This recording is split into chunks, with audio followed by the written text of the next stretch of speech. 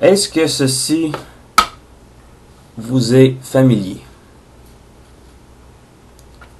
Pour ceux qui connaissent pas la figurine, cette face de coquerelle là, je dis une face de coquerelle, mais c'est un visage insectoïde propre au Decepticon Movieverse.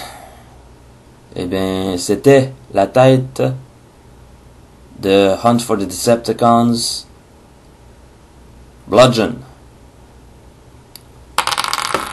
On va pas l'acheter aux poubelles quand même.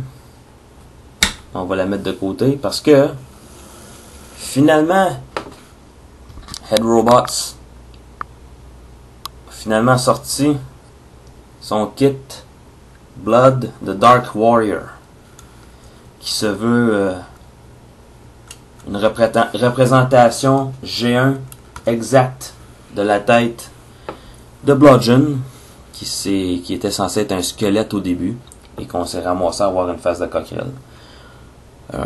Vidéo rapide quand même sur le kit, je ferai pas quelque chose de long comme avec Human Alliance Leadfoot là. Mais bon, on a vraiment l'impression d'avoir un casque de samouraï avec les cornes, le petit crest ici. Bon, le brun match très bien le brun du jouet officiel. On a peint les yeux en rouge. Ici, on a vraiment un visage squelettique, sinistre, vraiment bien fait, belle sculpture, beau détail, les dents sont toutes bien sculptées, toutes.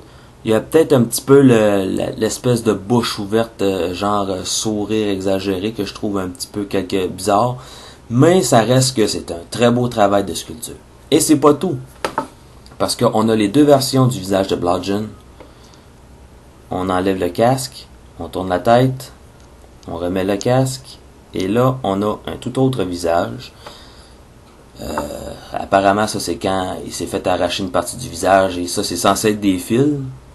Et on remarque que les yeux sont peints en noir, comme si là, Bludgeon serait vraiment mort. Ce qui fait que c'est un robot vraiment inquiétant. Mais moi, je préfère le côté squelettique.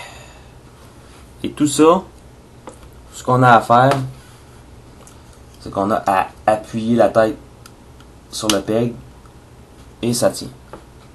Par exemple, moi, il est un petit peu lousse. Je sais pas si c'est pareil pour toutes les kits, mais c'est un petit peu lousse. On a également un kit d'épée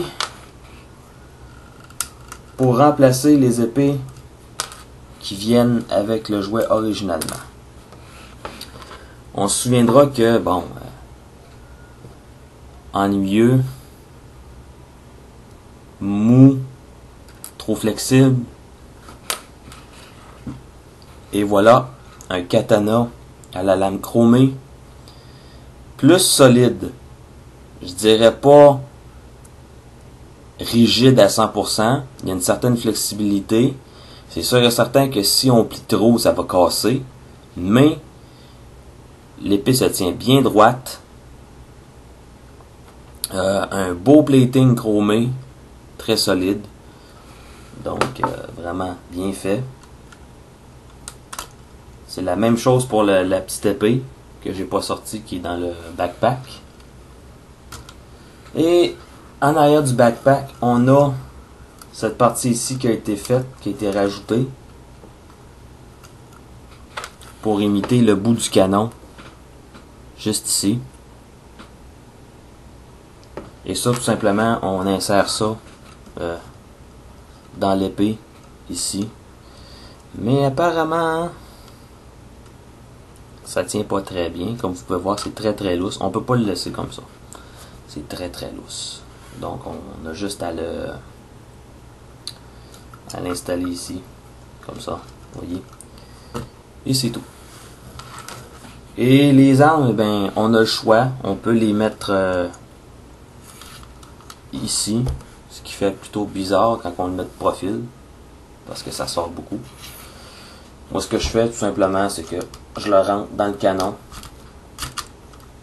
simplement comme ça,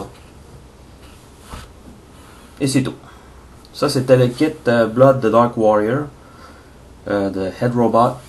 vaut vraiment la peine d'être acheté si vous aimez vraiment pas cette chose qu'on appelle une tête. Si vous détestez vraiment ça, ça vaut vraiment le détour. C'est pas cher pour un produit troisième partie. C'est vraiment pas cher, donc tant qu'il y en aura, profitez-en. À la prochaine!